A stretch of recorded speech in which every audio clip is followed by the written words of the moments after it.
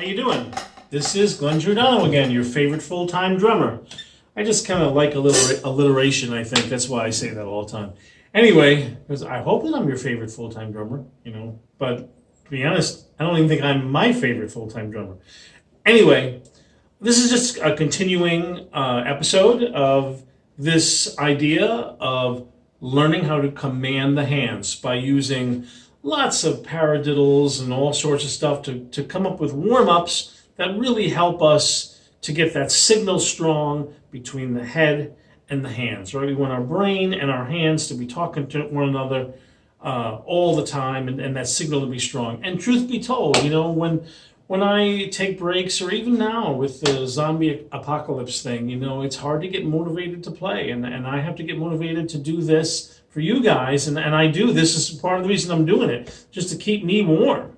And when I lay off some of these ideas or these things for too long, I have to kind of brush off the rust of them sometimes. And I do them quite frequently, but it's hard to do all of them.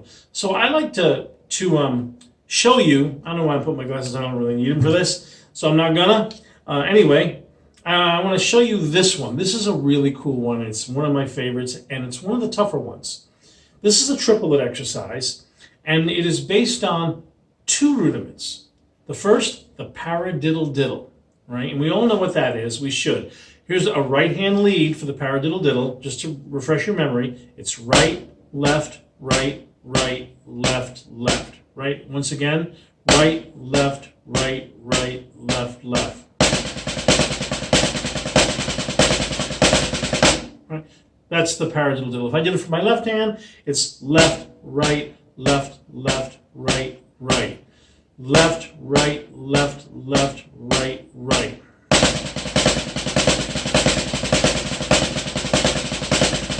Right? Paradiddlediddle. Now, there's another rudiment which I sort of found out about late in the game and I was always doing it, but I was calling it something else. It's a 6-stroke roll. For some reason, I got it in my head that it was an inverted paradiddle because I had been doing it for so long, and in my head, I called it an inverted paradiddlediddle. That's not the inverted paradiddle, but the inverted paradiddlediddle, which is this, a 6-stroke roll, right? Right-hand lead. It's right, left, left, right, right, left. Right, left, left, right, right, left. Now, here's the coolest thing. Those are both 6 strokes, and you can see where I'm going with this. If you put those two things together, it's kind of cool because these are triplet figures. Now, you don't have to do these as triplets, but it kind of works well this way. So just to show you, here's my left-hand lead with the 6-stroke roll. Left, right, left, right, right, left, left, right. Left, right, right, left, left, right. Now, nice and slowly with my right-hand lead. Remember, I'm left-handed, so I do the right-handed thing for all my right-handed friends out there because I know there's more of you than us, but I think that's a society thing. Anyway, here we go. I want to show you this kind of slow and how you can make that switch from the paradiddlediddle to the 6-stroke roll. And if you can get this happening without that squirreliness going on, oh man, you're looking at some pretty cool little flourishes around the kit.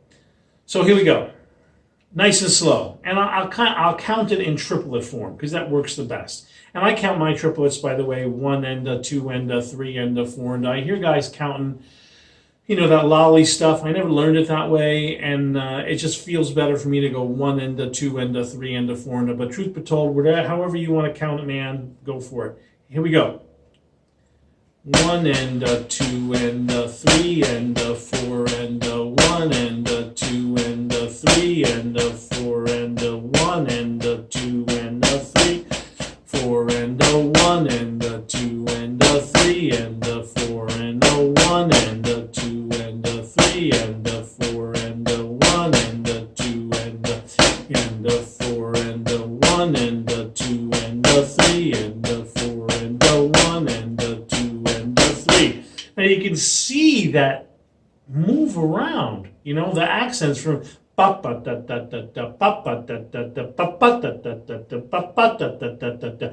if you're like me, right away when you hear that, your wheels start turning for ways you can use that around the kit. So this is kind of a very useful one. Let me do it a little more up to tempo, all right? And let me do it against the metronome so you can kind of see it. We'll do it as 8th note triplets, and we'll do it as 16th note triplets. Let me get that thing started. We're gonna go for 16th note triplets in this. So I got that set at 102. It's not too fast. 16 note triplets are, are a little quick at that metronome marking. So here we go with 8th note triplets, right hand lead. I'm going to start with the Paradiddlediddle, and I'm going to switch over to the 6-stroke roll, or as I call it, the inverted Paradiddlediddle. Here we go. 1, 2. Let me get it right with that. 1, 2, 3, 4.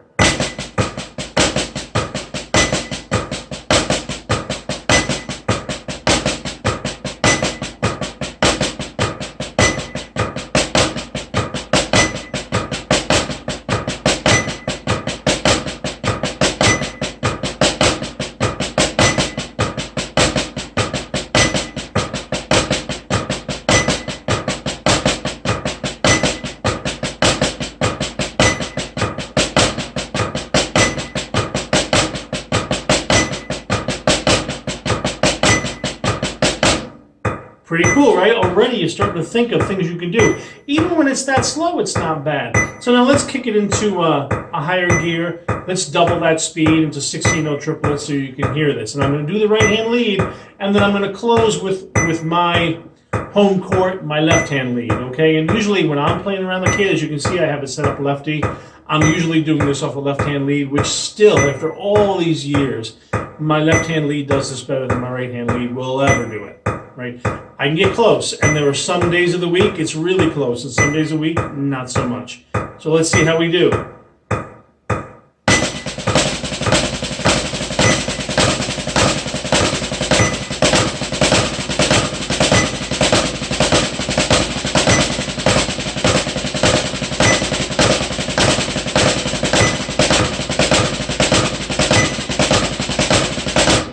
And there you go. You can hear how that can work around the kit. And I kind of like when I play my right-hand lead, because it's like a little bit like Ringo when he played on a righty kit, but he was left-handed. And things had a little bit of a quirky feeling. So now here, just to hear the smoothness of it, my left-hand lead. This is a tough one to get down at high speeds. Here we go. 2, 3, 4.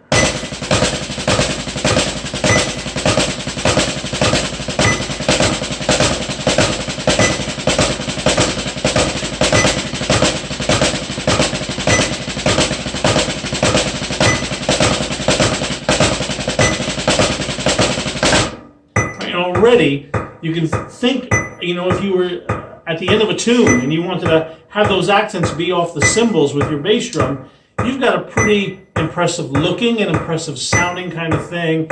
And I am pretty sure Buddy Rich did that a bunch of times. So this is kind of part 1 of the same lesson.